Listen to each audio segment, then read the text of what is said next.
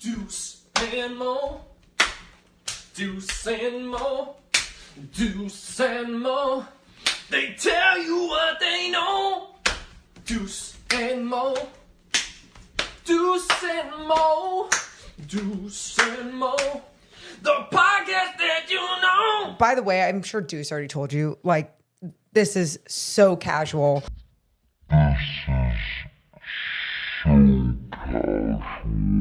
And that's why, Deuce, whenever you want to start recording, I say we just start. Oh, cool. I was going to say really quick, too, as we just get started here.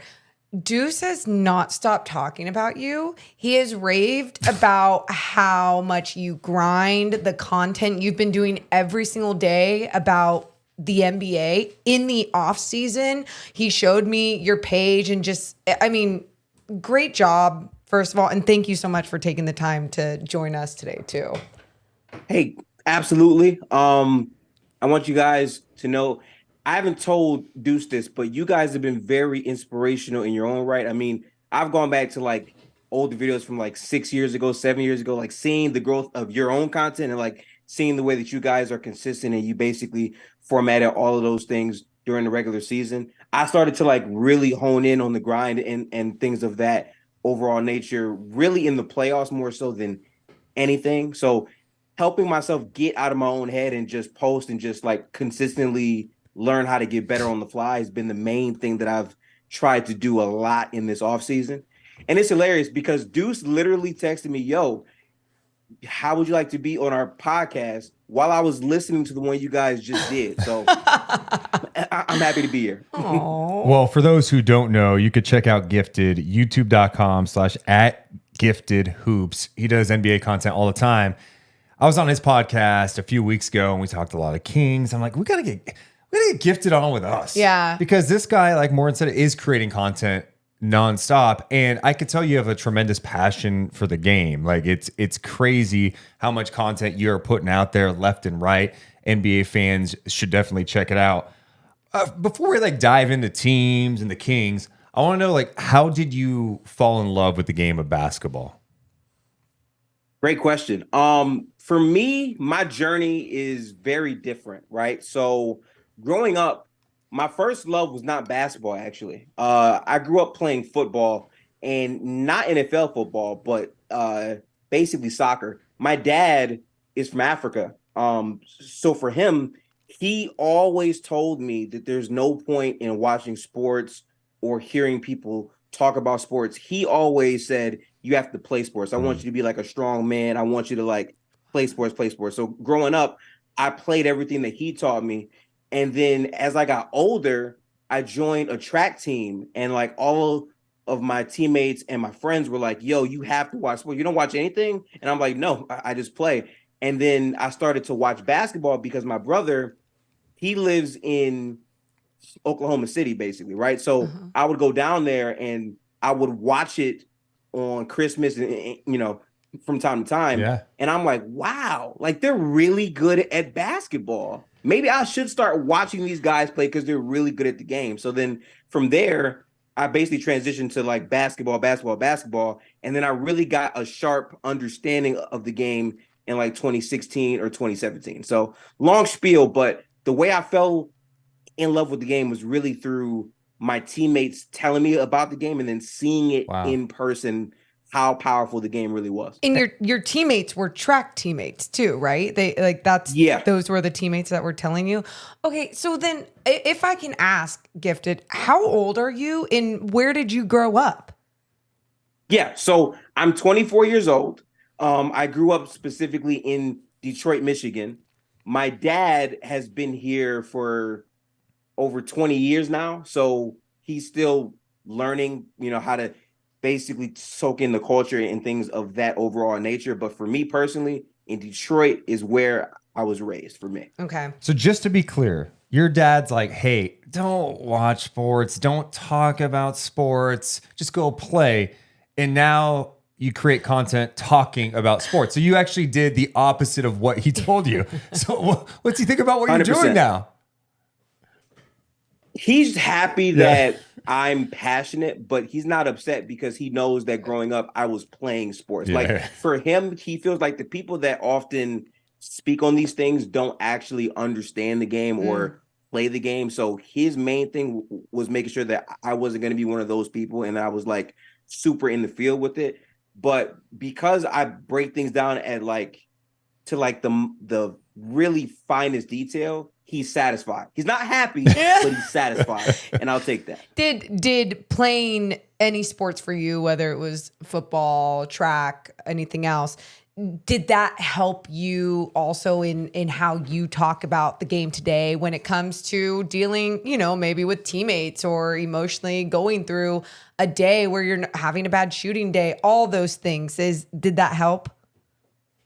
Yeah, I actually think that did help me out because I got a chance to understand like why sports is such like a team thing and how like it's not all about one individual person, and also just understanding like the grind both physically but more than anything mentally. Like, I mean, doing track is like you're running for fun, like you're running, right? Like just full on sprints. Your breath control has to really be there, and the encouragement and the power that you can give to your teammates, even if you might not individually be doing so well, can carry such a profound impact on everybody. So playing sports gave me that perspective, and now like talking about it through that lens really helps me to kind of understand the micro details of everything. So yeah, I would say that helped me out pretty much. I'm going to say something because I like you. And, Okay. And I don't care because we can edit this out. Yeah. I love you are sweating so much right now. Are you like in a sauna? Like what is happening? I just looked over at my monitor. I'm like, you're not nervous, are you? No. So okay. This room are we making you? Deuce is like, so, did I do something? I'm like, we're asking about his dad and like life, and he's just like, oh, I didn't expect this. Yeah, and by the way, feel free to wipe. It's not weird if you wipe your. I just felt bad. Okay, I looked over. No. Yeah. I was just like, oh my god, did I do something with our podcast? Yeah, no. Feel All free. you guys are fine. This room specifically is very poorly air conditioned. So whenever I do content, I turn off the fans. Yeah. And it gets hot very, very quickly. At least right now. I will say this. Very hot outside right now. If it makes you more comfortable, turn on a fan. I want you to turn. I don't care about that. You can turn on a fan. Also, Are you sure? I don't want the audio to be bad. Dude, or anything. no. Stop. Dude, I would rather you be comfortable, because I was thinking about this as we were talking. I looked over. I'm like, you know what's going to happen if I don't say anything about this? Everyone in the comments can be like, this guy's just sweating nonstop. I didn't even say anything about it. So I'm like, we have to talk about it. Turn on your damn fan right now. I'm getting hot looking at you. Dude, I know how that is because the room we do the podcast into, it does get hot. It's funny. At first I was thinking that, and then I noticed like after we kept talking, I'm like, wait a minute. If he's hot, he needs to get comfortable. I hate being hot, and I am not gonna. You should tell him. So Gifted usually Deuce all of our summer podcasts and interviews, Deuce will sometimes like wear gray, and by the end of the podcast, I know I'm just like he has drenched. the biggest pit stain or like sweat stains, and I'm just that's like, funny, dude, wear black. Wear black. Yeah. But anyway, and we can't even hear your Can't fan. even hear the fan. See, that's what's great. Perfect. Okay, cool. That is great. So I'm glad we talked about that. One thing I want to ask you about is you talked about like watching the game for the first time. Was there a player that sucked you in? And before you answer, I've told this story before, but for me, when I started watching basketball like 5 years old, my first memory was watching Shaq dunk the ball. He was with the Orlando Magic, and I'd never seen. I'm like, this giant man dunking the ball with so much intensity. It's like he's almost trying to rip down the hoop. It just, as a young person, it just sucked me in. I was just in awe of these larger than life people out there doing things that I could not even think of. So was there a player or a team that you really just connected with immediately? Yeah. So being that the first, team that I really sat down and watched was the Oklahoma City Thunder, I would have to say them. Westbrook, in terms of his athleticism and the way he would just like yell and scream, like I just love the energy that he brought to the game. But for me personally, after sitting down at home and saying, you know what, I'm going to watch sports. I'm not at a family member's house on my own. I'm going to turn on my TV and watch sports. For me, it was the Warriors in terms of like the team aspect to the game, where it's just ball movement, motion, and highly skilled players doing what they do best. I mean, like these long distance shots that they're just constantly moving and running and having to use so much stamina to get off, just seeing them do that consistently for an entire season after that, I'm like, oh no, these are the guys that I have to watch. And it really sucked me into the NBA because it's like, wow, there's athleticism and there's skill. And then there's players who have both blends. It's such a different thing to like watch. Yeah. So for me, those would be the two key teams and players that really sucked me into the NBA. Morgan, I think about this a lot too with those Warriors teams. They were so fun to watch. And we always talked about seeing so many kids in like Curry jerseys. Those Warriors teams, I think you'll know like 20 years from now, they created so many fans because of the style they played. The magic that they were playing with. I'm not trying to act like they're the first team to ever do it. I mean, I've actually talked to Steve Kerr about this before, name drop, where like, he was influenced a lot by Rick Adelman, who was the head coach of the early 2000s Kings, and what they were able to do kind of ahead of the time with two bigs who could pass the ball, the shooting. And of course, the Warriors just took it to another level with the shooting of Steph and Clay. But yeah, those Warriors teams, I feel like, created a lot of fans, Morgan. Well, it's interesting too, because talking to you, Gifted, and obviously knowing Deuce for so long now, it's not like Deuce was playing basketball at a high level. Okay. No. Why the shot? Why the shot? There is no shot. There is no but that's the thing. There is no shot. There's a lot of people in this business that just fall in love with this sport, fall in love with, like you were saying, the micro details or the magic of ball movement or the fact that this human being was larger than life. And it's cool to see how people connect to the game. But now I'm curious then, how did you personally start teaching yourself about I guess knowing the game at such a high level, like everyone can see on your YouTube page? Yeah, so what helped me out a lot was my friends got me into the sport in terms of watching it, but I also grew up playing basketball alongside with track and also, soccer. But in terms of me understanding it more, I started to watch older games on YouTube, like way back, like seeing how the game got to where it was. And then I told myself, okay, since I'm pretty new to the sport, every summertime, I'm going to just take time to watch older basketball games and just see how these players played, watch clips, and just educate my brain on like, okay, what's the vocabulary of the sport? Okay, what's a back cut? What's an off ball? And it helps because every time broadcasters covered Golden State games, they would always say screen, this and that, this and that. And I'm like, there's so much going on here, but I appreciate the teamwork of it. Let me understand what's fully going on there. So years and years of doing that helped me really get more comfortable and familiar with breaking down the sport and talking about these types of things. I should mention this too. People are probably wondering, how the hell did you come across Gifted and Gifted Hoops?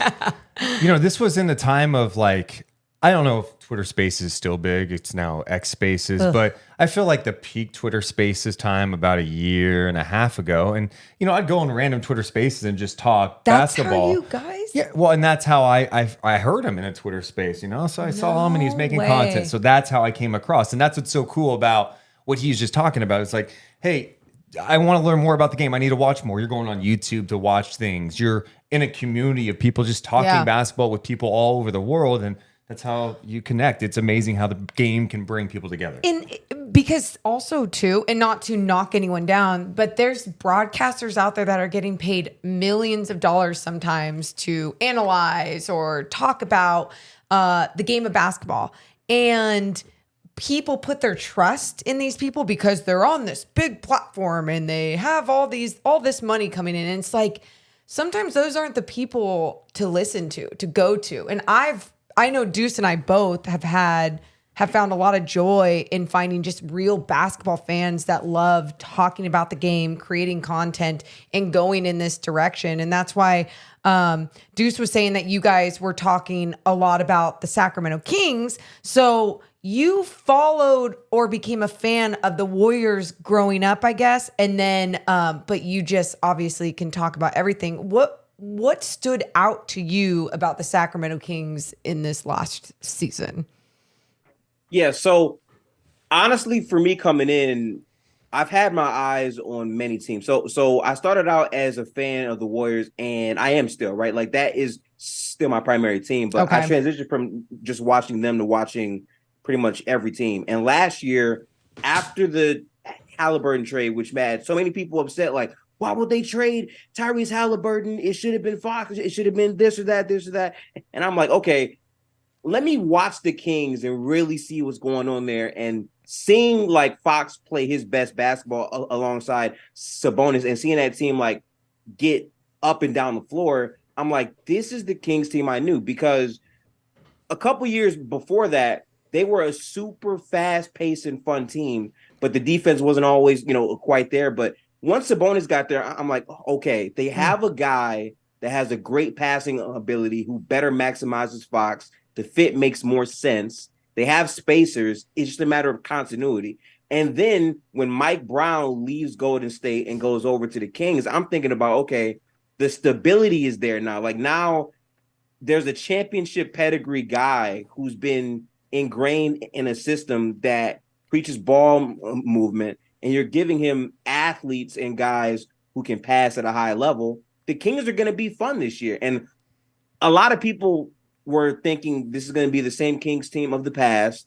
They thought that this team would be like a bottom of the barrel team. And I'm looking at it and it's like, they have talent. I think this team can be good. And then they start out their year 0-4. And I'm like, are you guys actually watching the games where they went 0-4 in? Or are you just saying they're 0-4? Yes. What do you mean, Gifted? They were really good. They just narrowly lost those games. And I'm like, this is not the same Kings team. And obviously, you guys had the number one offense in the NBA, and you won a bunch of games, and you finished as the top 3 seed. So I was right. It's comical when casuals come along and they just look at a score or they look at a win-loss column, which, by the way, win W's, L's, they matter a lot by the end of the season, of course. But like in the beginning of the season, I always tell Deuce I measure things by 15, 20 games, usually for a lot of these teams. And that's why when they started 0-4, it's exactly what you said. If you were watching those games, you could see the style of play was still something different. It was growing to become something special. And I think that can happen with a lot of teams around the league, even going into this season. But it was fun seeing with the Kings right away. Yeah, I think the thing that I've mentioned multiple times about the team last year was I thought they were going to be good offensively. I thought they could be top 5 offensively. They exceeded my expectations. They were number 1. Yeah. I mean, top 5 offensive teams just good in general. But I think what surprised me is just how it looked at times. To me, they look like a team who had been playing together for a couple of years. And that's hard to do when you're not only implementing so many new players, but a coaching staff. And so for me, I'm just super bullish on them because of the fact that was their first year. I mean, to me, they're only going to get better. They know each other. They learn. I just like what they did, and I was surprised how cohesive that unit was last year. Dude, it was fun basketball, man. Like seeing them play up and down the court. I watched so many Kings games because like the way they came together and how the fan base more than anything was rallying behind this Kings team. The light the beam special movement that took place last year, like the team as a whole felt different. And I'm sitting here like Fox and Sabonis are coming together in 2-man games and they're involving everyone. Keegan Murray is making a ton of threes as a rookie player. And this team has not had that many reps together. It's only been 1 season. And it started in the offseason where the reps in practices and how the team was talking about things seemed totally different than other years. I just feel like that this team was going to be a sleeper team that was going to be way more primed to explode. And now we're here, in front of 2024, and they've only had 1 year as a full roster together. That continuity is going to continue to grow and build. And that right there. I mean, you bring that up, and I think sometimes in the NBA, you probably saw in this offseason, a lot of people being like, bringing it back, that's not sexy. That's, sometimes how are you getting better with that? And where you're getting better is that you have a foundation and a coaching staff in place that knows that not only set up something great, but that knows how to build off of that. And you have individuals on this team that Monty and Wes have brought in that have the mindset of, how do I get better as an individual player as well? So sure, sometimes you might be banking on that, but there were also other little additions along the way with this squad. But I think, like you said, it Gifted, the chemistry and just like having that continuity, and I've mentioned that so many times in this offseason, that's going to be something that shines through. Yeah. Yes. Well, and the other thing with that, sometimes we all talk about this as people who watch the game, but we just had De'Aaron Fox on our podcast. Oh, yeah. And we asked him some of this stuff, and he's saying the same thing. He was like, I think it was more important for us to bring back the group than add a whole bunch of new guys, because we just went through this together. We went through winning 48 games and losing in the playoffs, and that's only going to make us better down the road. I thought that was interesting to hear from a player's perspective. You mentioned Keegan Murray. What do you see in his upside? Because I felt like he got the experience of a lifetime last year in the NBA. I think for Keegan, his development is going to be so fun to watch, because for him, I feel like he's a team first guy. He brought in and fit to his role his first year.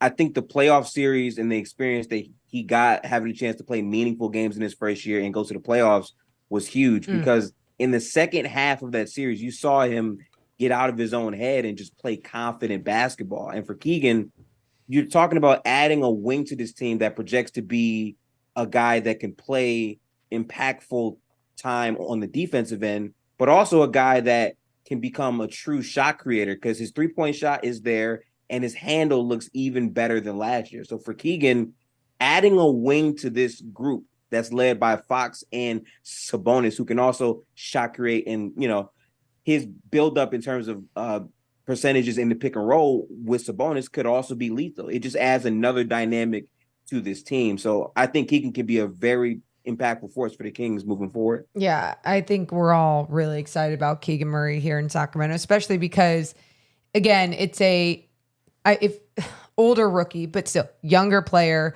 that didn't have to come into a really bad situation, got to grow and learn from a good culture and a good coach. And that was a great way to go. And then I think if you look at, like you were saying, the floor being able to be spread out even more, adding Sasha Vezenkov. He just had his press conference the other week, and he sounds like he's excited to be here as well. I don't know how much EuroLeague you watch, but I'm sure you know about. He's a shooter. Yeah, he's very good. Yeah, what is a it? Lightning quick release. Okay, what is it about him that you're excited to see?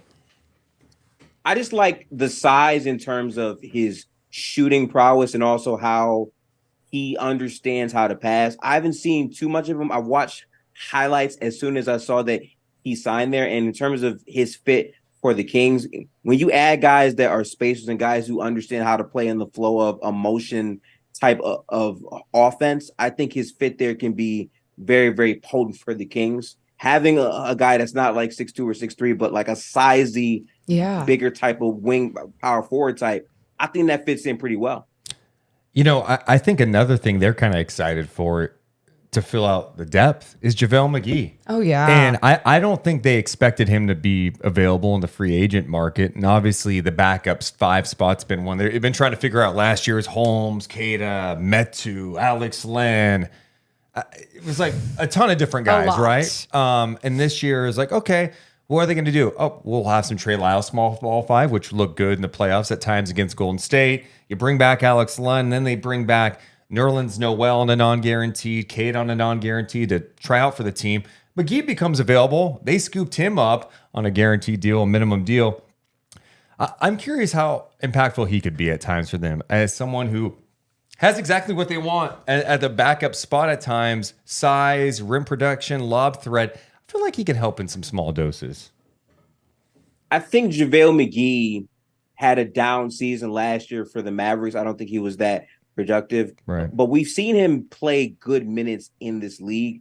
And I also feel like in terms of him having the internal like fire and passion to want to have a bounce back year, he's going to be in a prime position to do it because the pace of how the Kings run is quick. And he's that type of guy to where if you have a guard that's putting pressure on the rim, he can still be that lob threat. So for him, I'm looking for him to be able to get back to what we know JaVale McGee can be. I don't think that last year is a fair example of who he is right now as a player. I do think he can become a better fit. And on the Kings, again, with that pace and the spacing that you guys have collectively, I could see him playing some good productive minutes on that bench. All those things, plus you add Mike Brown and his coaching ability in there, and you think about how They know each other. they not only do they know each other, Yep. but Mike Brown is he's what, by the book, militant, like however you want to put it. It's you're gonna do it this way. And we've seen JaVale McGee over his years, obviously he's older, more mature, but over his years have those moments where it's like a brain fart, or you're just like, what are you doing right there? That can't happen with Mike Brown. Like his standards are so high and your leash is going to be so short that those moments are not going to happen, which is only going to make JaVale McGee bigger or better as well. And I think JaVale's learned so much over the last, he's been in the league a long, I think he's getting ready for year 16. Jeez. I mean, you don't last 16 years in the league if you're a joke, right? And I think, you had the early portions of his career, and now you have this stage where he's been on so many, like all these winning teams want him on their team because of the size and what he brings. So I'm excited to see what he can do.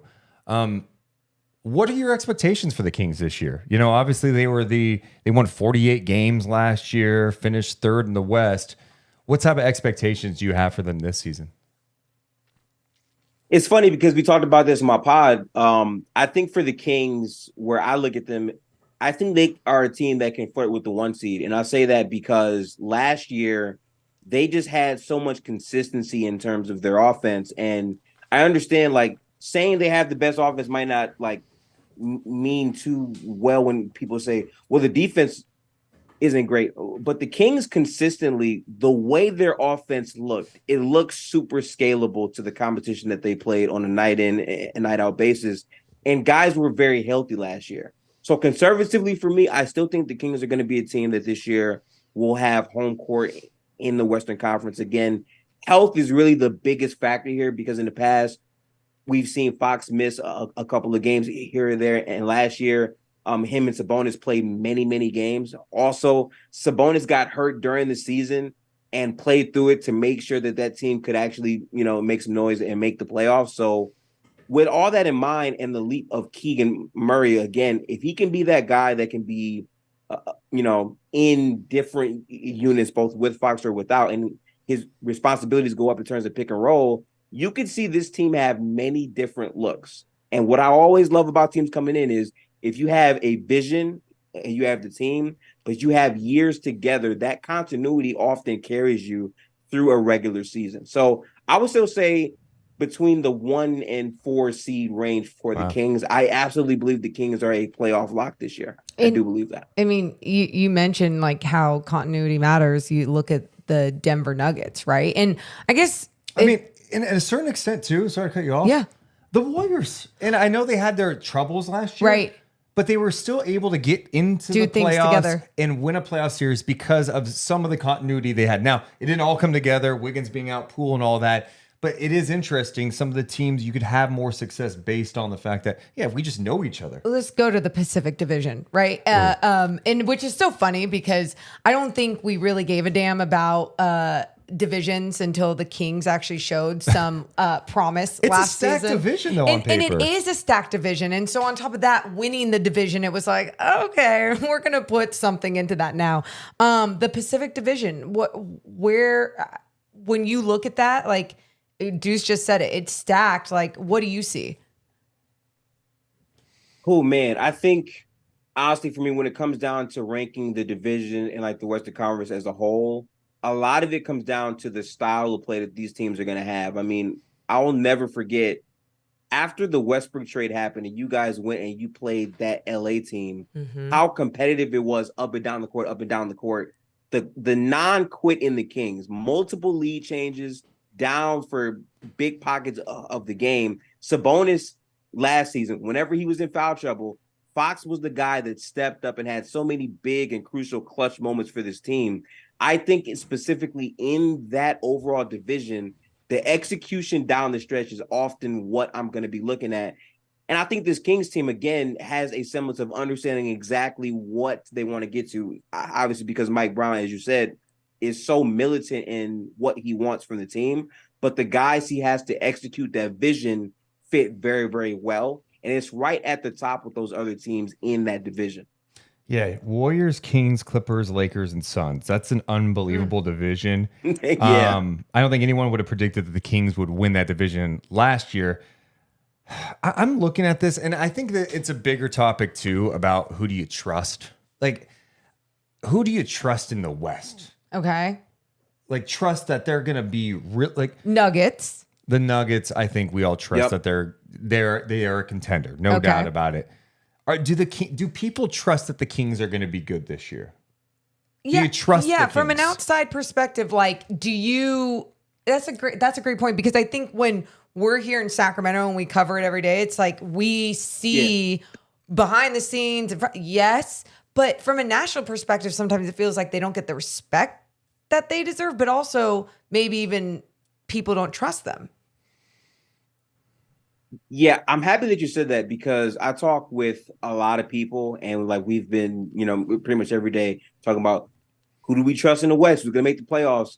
I don't think the Kings are respected. And I say this because I remember the talks I was having in many different spaces. Like, people kept saying, okay, they're winning right now. It's trade deadline. They're going to fall off after the All-Star game.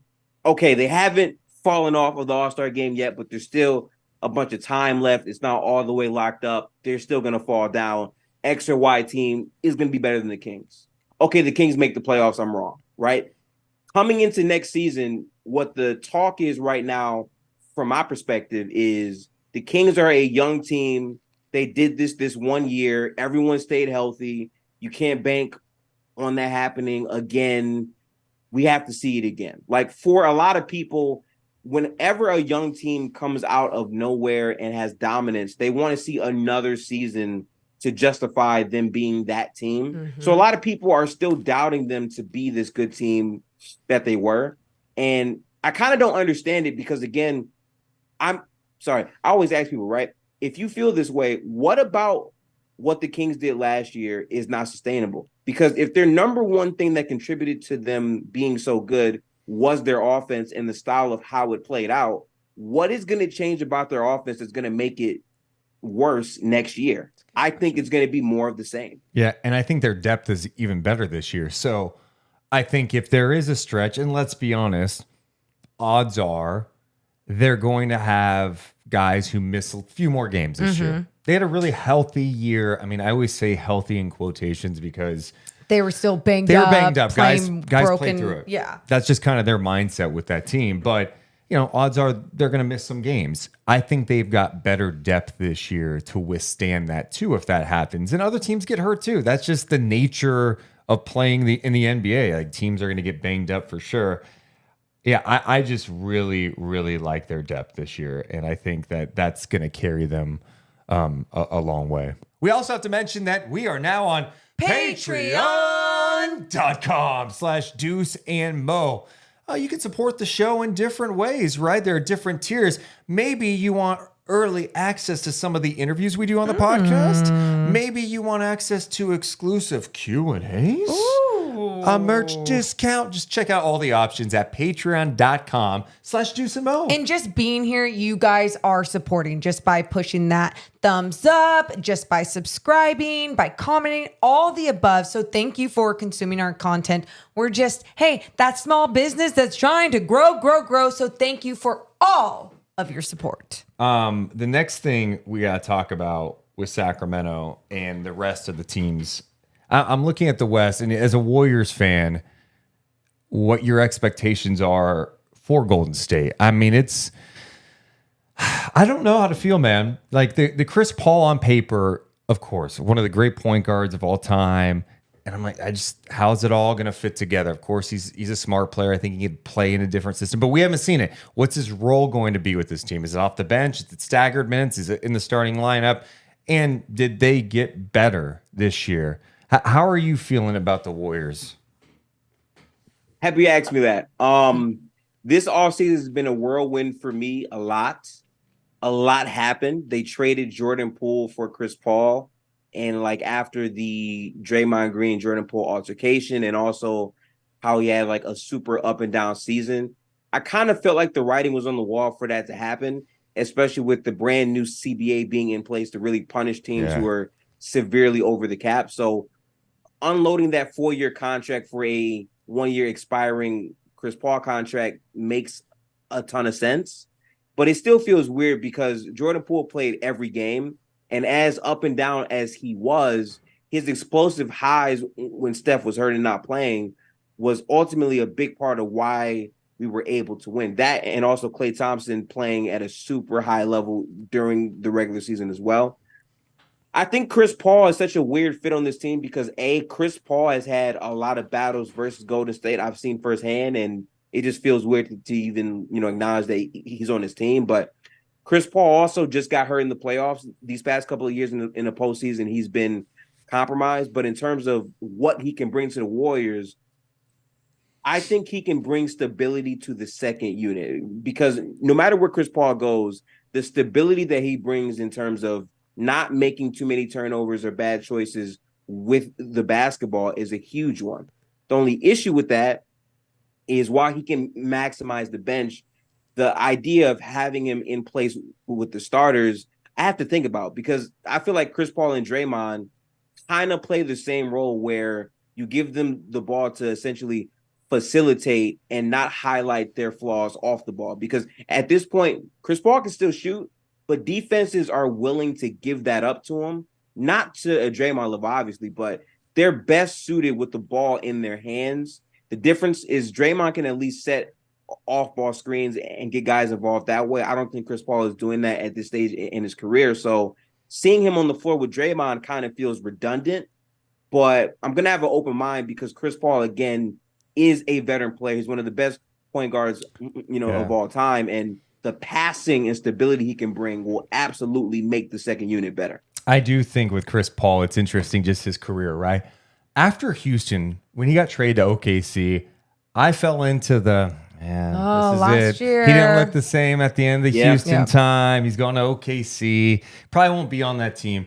He went there, and he helped make that team better. Yep. He changed his body. He changed his mentality. Did. And it was incredible seeing what he did. What he did for that young team, right? And then, of course, going to Phoenix and elevating that group to another level. So you're having a hard time doubting him? I just don't. Yeah, I mean, I think that the concerns are valid with him.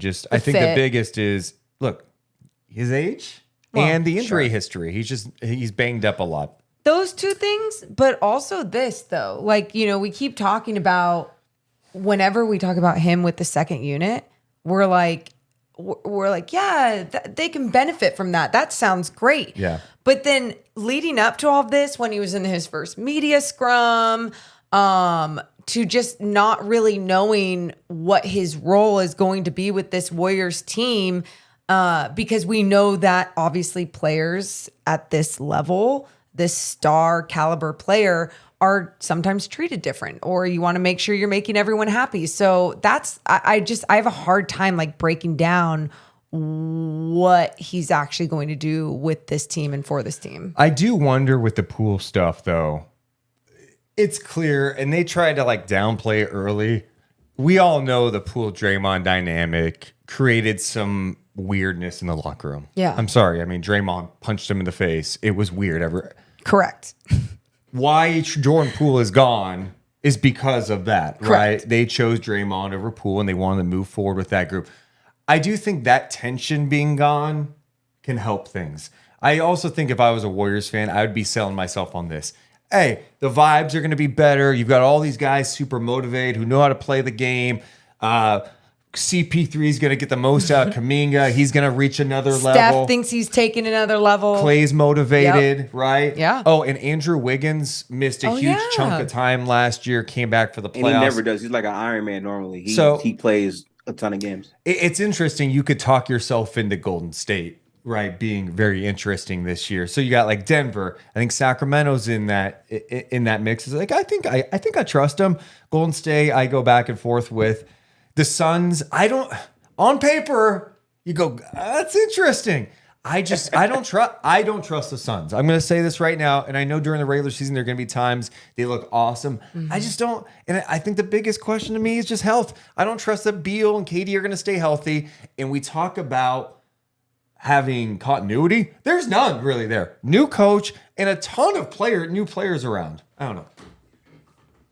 Yeah, the Suns are an interesting team. It's funny because I actually just recorded with a person that actually follows that team too. The Suns, I feel like, are going to be a strong regular season team, but the continuity isn't there, like you said. Like, they're banking on Devin Booker, Kevin Durant, and Bradley Beal to be these super talented players that just bend the court differently when they're there.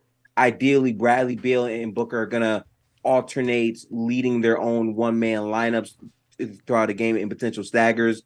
And they got a lot of players on the margin that fit into what they're trying to do in terms of spacing, but who's their best wing defender? How many games are Kevin Durant, Booker, and Bradley Beal individually going to play? Now, Booker, I trust to play more games. He got hurt last year, but normally he plays a ton of games in the regular season. But Bradley Beal and Kevin Durant each year have had something go wrong with them where they missed a ton of time. And for a team that already is lacking significant and notable depth, you need those guys to play to really be successful. But I still do trust them in terms of being a regular season team based on that firepower and based on Frank Vogel being a good defensive coach at the very least. You know, sticking around the West, ESPN put out something the other day of like their predictions, like MVP predictions. They have Luka Doncic as like their ranked third. What do you feel about this Mavs team with Luka and Kyrie? What I keep saying is that I would be shocked if Kyrie was on this roster by the end of the season. And I know that's like, well, why are you even saying that? And it's like, well, just track record. Like I can't name what he's going to do, but he might do something. Yeah, this Dallas team is very hard to gauge. There's a couple teams that are hard to gauge. I think Dallas could peak as high as like a top 5 seed potentially, but also like not make the play-in or the playoffs. Like that variance is there. I think in terms of Kyrie though, Kyrie and Luka's fit wasn't terrible. I feel like there were moments where it wasn't perfect in terms of what happens when Kyrie's on the ball and Luka is not. Like, how else will he play off balls? Those were some real questions. But in terms of Kyrie specifically, on the court, Kyrie actually fit in well with what Dallas was trying to do. He pushed the pace well for this team that's normally like a slower pace type of team, which created multiple looks in transition. But the biggest issue with Dallas for me is, yes, you got Grant Williams. I thought that was great. That was a nice move, but the back line in terms of like the center position is in question. Like I'm not sure how strong that is going to be, and the continuity in terms of those pieces aren't there. Now, granted, having Luka and Kyrie is potent because Kyrie proved that he can man multiple lineups without Luka being there, and Luka obviously he's great, right? But how that fits in for an entire regular season with a lack of wing depth and also the center, it comes into question for me. But their offense was brilliant, like amazing all time with those two guys. And we saw obviously a lot of Rashawn Holmes throughout his time here in Sacramento. And I go, if you use him the right way, if you utilize his offense at least the right way, you can create even more of that. You can spread the floor. You can have, some of the like guys just spray out, whatever it is. But it just depends on how they want to go about that. Now, defensively, that's where, you would see some issues, the rim protection, all of those things. But yeah. I think too with Dallas, Yeah. they're on the clock with Luka. And And that- I just don't think they've done enough 100%. to build around those guys, right? And they look, they decided to go with Kyrie. And the second they trade for Kyrie, they had to re-sign him. And this is what the team is now. I do like the addition of Grant Williams. They also got Seth Curry, which adds some shooting. They have some nice pieces. I just don't think they have enough. And at some point, Luka is going to get frustrated. And Luka is going to be like, I don't want to be here anymore. And that's a huge problem that Dallas has to factor in when they're trying to get this going in the right direction. Also, another team that I feel like, are they sort of fly under the radar? Or maybe Memphis was a number 2 seed with everything that was going on. We know the Ja Morant saga. He's missing the first 25 games of the season. They lose Dylan Brooks, but they did add Marcus Smart to the fold. Are we sleeping on them a little bit? Yeah, where are you at? I like this. Okay, so quickly to close out the Mavericks thing, the one thing I will say is the Luka Doncic thing in terms of him wanting out as a possibility is there. But I think where Dallas messed up initially before Kyrie was not extending Jalen Brunson ahead of time. Oh, yeah. Because by leaving that there, he basically had a breakout year and then he left for nothing. Lost him for nothing. Had the chance. Brutal. Yeah. And they wanted to sign, but they refused to offer him that extension. Yeah. And then he proved it, and now they're gone. So now it's like, okay, if we don't make this trade for star talent, we're bringing back the same roster that is very flawed and is not good enough. We might as well get Kyrie as an asset. Hopefully he plays well. If not, maybe we trade him sometime in the future. So from that perspective, I get it. But obviously Kyrie has had a questionable history in terms of being a part of a team to have continuity, because every year it seems like something with his name is happening. But I do like watching Kyrie play basketball. I hope those things work together. But the Memphis Grizzlies. Okay. Yeah. So this is interesting. I got to be honest here. The Memphis Grizzlies have been a team that I've called wrong a couple times. Okay. I felt that in the past, their half-court offense wasn't great. I thought Tyus Jones was a great backup guard, but every time I've said the Grizzlies aren't going to be this good, they've been this good. Yeah. And it's happened where Ja's been out, JJJ's been out, Bane's been out, and somehow this team just finds a way to win. There's always a next man up type of mentality. And I kind of feel like this year it's going to be more of that same thing. But the biggest pin in how good Memphis is going to be, it doesn't come down to Ja. It doesn't even come down to Desmond Bane. It comes down to JJJ's leap as an offensive player. Because towards the end of the year, you saw JJJ putting up crazy numbers offensively, and we understand that he is a defensive player of the year caliber defensive player. So if he's making that leap offensively to make up for Ja's absence, on top of Marcus Smart being able to slide in perfectly defensively with him, this team will have a high defensive ceiling, and that's going to win them a lot of games until Ja gets back. So that's a team that's very interesting. Again, I can understand why people might not be as high, because Tyus Jones brings you more offensive value than Marcus Smart. I agree. But this team just finds a way to win, man. I don't know if I would bet against them, to be honest, Deuce.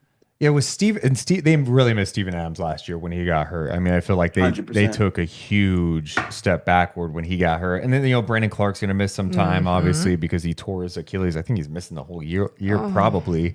So that really hurts him a lot. But yeah, I may be talking myself into the whole like motivated Ja Morant, Marcus Smart, extra motivated too. I mean, talk about a life change. The guy was with Boston his entire career. I think he can be impactful. I think he's kind of the personality that they need in Memphis too. He's a more controlled version of Dylan Brooks. And it's not even a knock on Dylan Brooks, but you want that tough guy, that energy guy.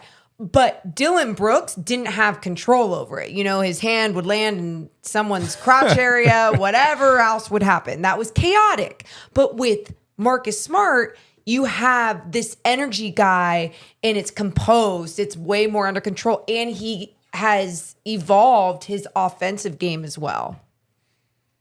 Yeah, and like he brings more value than Dylan Brooks, because ultimately Brooks was an offensive liability to the fullest degree in Yes. terms of not being a great 3-point shooter, but taking 9 threes in the first game Yes. in the playoffs, right? Ugh. And then Smart, in terms of like playoff success, he's been a part of that Celtics core where he's had multiple games where he was the guy, where he's playmate at a super high level, where his defense was also defensive player of the year caliber. So pairing him with Ja makes sense because Tyus is a guard that Memphis wasn't going to extend because they have to pay everyone, right? And two, Marcus Smart can actually close out games with Ja because of the defense. Tyus Jones is not this great defensive guy to put with Ja. So it makes sense. We're still like a few weeks away from training camps opening up, so this might be unfair, but knowing you've been like creating content every single day, do you have any other like teams that maybe people in general are sleeping on? Maybe some teams that you go, we should be talking about this team more headed into this season? Okay, so sleeper teams. Well, my favorite sleeper team is the team that I feel like isn't a sleeper, but it might be. Okay. For me, it's the Minnesota Timberwolves, man. Oh, I'm out. A lot of people I'm out. have been out. I'm so out. Tell us why. I can't wait to talk I get about it. this with you. I cannot wait. Okay. I love it. So listen, a lot of people are out, right? I'm in. And the reason why I'm in is because of these factors. I said coming in last year, if they were healthy, they could be a very good team. They were not. Cat missed a bunch of time. They looked terrible. They didn't understand how to play with each other. Cat also had a bacteria to start the season, which was really, afflicting him. Anthony Edwards wasn't in the best of shape to start. And Gobert looked lost. Like, this team was a team that didn't understand exactly what they wanted to do. And then Cat being out, they put the ball in Anthony Edwards' hands more to learn how to like play make and operate more in heavy pick and roll usage. And they took the ball out of D'Angelo Russell's hands. When they trade D'Lo and they get back Mike Conley, a veteran player who has always been a steady point guard who understands what he's trying to do, shoots the ball extremely well. Once they did that, the chemistry between him and Gobert got a lot better. Jaden McDaniels took that leap last year, one of the best defenders in the league, bar none, last season. And then Anthony Edwards also took that leap defensively as well. And then when Cat came back, this was a team that looked like a very scary team. They played a tough game against my team. We lost that game. They played well. And then in the Lakers playing game where Anthony Edwards didn't shoot the ball that well, they looked like a super competitive team that matched up well with size. And of any team to play Denver last year in the playoffs, they gave Denver the most challenge in terms of defensively. And there were players on the Nuggets who actually backed up that claim as well. So coming in now, year 2 of Gobert in a new team with a new system of people who are better defensive players. Anthony Edwards taking that superstar leap in FIBA right now. He's killing everybody right now. And then you also have Karl Anthony Towns, who's going to have a chip on his shoulder in terms of people counting him out. I think this team can be a very good team. I really do. I saw you smile when he said the cat thing too. I'm not. Okay. I won't even go too deep into this. You're not rocking with it. Here's He's my thing. never rocking with it. I think your point, like, I'm a huge Anthony Edwards fan. I think the guy, superstar potential. You're seeing it, like you said, with Team USA right now. I like the Conley move just from a stability standpoint. They needed a guy. And just, we talk about he knows Gobert from their days in Utah. So that made sense too. I think this team, the longer they hold on the Cat, the worse it gets for them. And it's not that he's not talented. From an individual standpoint, it's a guy gets super buckets. talented. A guy his size, that comfortable hitting threes. I think they should sell on him.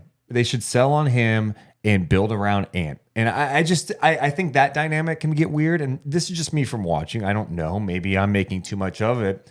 I just don't think it's smooth. And we saw early in the season when Cat was out there and, Anthony Edwards is chilling in the corner. Anthony Edwards needs to have the ball. Yeah. Anthony Edwards is a guy. And I think he won't reach the levels I think he can be consistently if Cat's on the team, because Cat views himself a certain way. That's my view of it. I believe, even though Cat, again, we see how talented he is from a fundamental standpoint and everything. I think if he had a change of scenery and was maybe under a new coaching staff, not to say anything's wrong with this coaching staff, but like just for him, a new organization, I think he might treat things differently. He might see things differently. He might not, but someone might make him see things differently, the game differently as a teammate. And not even calling it like, I'm not even saying like he's this selfish player, but at times the decision making of just go when there's other open guys around, like you have to have this very selfless mentality when you have those type of skills, because you're only going to make everyone around you even better. And I think that's something he just doesn't do to the best of his ability yet. So I hear your points. And what I would say to this is I might agree in terms of the long-term ceiling of this team, because Karl-Anthony Towns is making supermax money.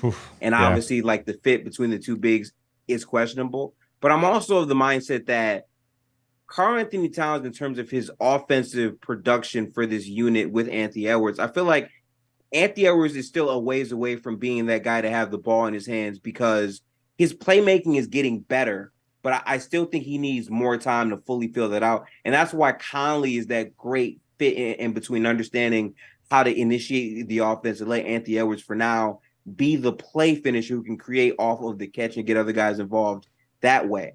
But for Karl-Anthony Towns specifically, what he provides for this team is the length and the size paired with Gobert. It gives them a lot of lineup versatility. And towards the end of that season, they were like beasting teams physically in terms of rebounding, and it gave them a much different look. And maybe now another figuring year out that style works against teams that are super switchable on defense in the playoffs is questionable. I agree with that. But in terms of them being a good regular season team, I think they check off all of those boxes for the upcoming season. Yeah, I think they'll still be good. I don't know how far they'll go with that group, but but it's another year under their belt too. Like what in Mike Conley there, like what I what like can Chris that do? Finch. I do like Chris Finch as well. He's a good coach. Continuity. Yeah, Continuity, you know what? exactly. It's fair. It's fair. Yeah, I'm so excited. Were there any other teams? I know you mentioned Minnesota. I didn't know if you had another one. If it's okay if you don't. I don't think I actually have another one. Oh wait, okay, you know what? Yeah. Fair enough. OKC, but I was feel gonna like everyone talks about You OKC. know, honestly. and now Yes. okay. So I think we're to the point now with OKC this offseason where everyone's like, hey, watch out for them. Where now, are we overhyping them? I don't think. Okay, here's this. I you guys. like them a lot. I don't think we're overhyping them, but I also think, like, they should be taking a little bit of a lead. If Chet is healthy, Josh Giddey, another year under his belt, SGA's stud. healthy and a stud. Like Jalen Williams. yeah, like come on. Of course, that's why I think it's a situation. And I know people make fun of Presti a little bit for having all of these draft picks and they haven't totally done anything with them yet. I like their approach. They want to see it. They want to see what this group looks together this year, how they look this year, and then make decisions based on that, because I think they've got some legitimate talent on this team. Again, keeping this kind of young group together. You saw the flashes last year. SGA was all NBA first team. Yeah. I think they have the chance to be really fun in the West. I like OKC, man. I do. My problem is kind of what Deuce said. I feel like everyone is saying OKC, and I feel weird about it because everyone saying OKC probably didn't watch OKC last year because they were so surprising of a team. They were a top 10 defense without real front court depth, and their offense came into question sometimes, but the way that they just pounded you every night in terms of getting up and down the court, getting to the paint. I mean, Shea leading the NBA in drives per game, and as you said, being a all NBA caliber player. My question for OKC for next year is, okay, adding Chet is going to fit in well, but in terms of the floor of this team raising up with all of the other teams, will it sustain itself? I think it can, but everyone is saying it. And I feel weird when everyone is like, oh yeah, OKC, no brainer, when half the people don't know who Lou Dort is. Yeah. I don't know. Here's something I've never mentioned on the podcast, but I told Morgan, I was like, I was just spitballing here. And this is because of the James Harden situation in Philly. And, you know, I think there's enough noise about Embiid now where that we talk about Luka being in a fragile situation. I think the Embiid Philly thing is fragile. All right. I think there's enough out there. I mean, could you see Presti going? Whole bunch of picks? I'll do some picks. Like, that's not going to get Joel Embiid. Okay, proceed. if Embiid says I want out, you're the Sixers. You're going, okay, I want a good young player. I want a shit ton of picks because I'm probably going in a rebuild mode, whatever. OKC could be that team. Could OKC put it, if they feel like they're close enough, right? Like, hey, we are going to be really good in the West. Could this put us in the championship contention if we took a young piece and some of these picks? I don't know what the deal would be, and go after Embiid. That was one of my thing as could OKC be a sleeper Embiid destination? Anything could happen. I don't know. I mean, Anything it can excites happen? me. Don't be nice to me and say okay. anything can happen, both of you guys. If it's stupid, just tell me it's stupid. I was just I just had this thought going. I got a rebuttal for you. Okay. Anything can happen if Daryl Morey was not the GM. Yeah. Because ultimately he is. Yeah. Since Daryl Morey is the GM, there's no way he's trading Embiid without getting at least an all-star back on top of picks. Fair. Shea would probably have to be in the deal. There you go. Sadly. I do think that. Here's the take though. Who? Maybe Morey's not the GM when Embiid gets traded. I was waiting on you to say that. Okay. So that's where it gets We are interesting. drama filled on this podcast. And my whole point of even bringing that up is just OKC has put themselves in a position. They've been really patient with this. They've had some losing. They've taken on the bad contracts. You know, SGA's missed time. And it feels like they're finally coming out of this whole like post, you know, from KD, Westbrook, Paul George, Carmelo, you know, like they're coming out of all this. And now you're starting to see it. And you're like, oh, okay. And they're getting ready to pounce.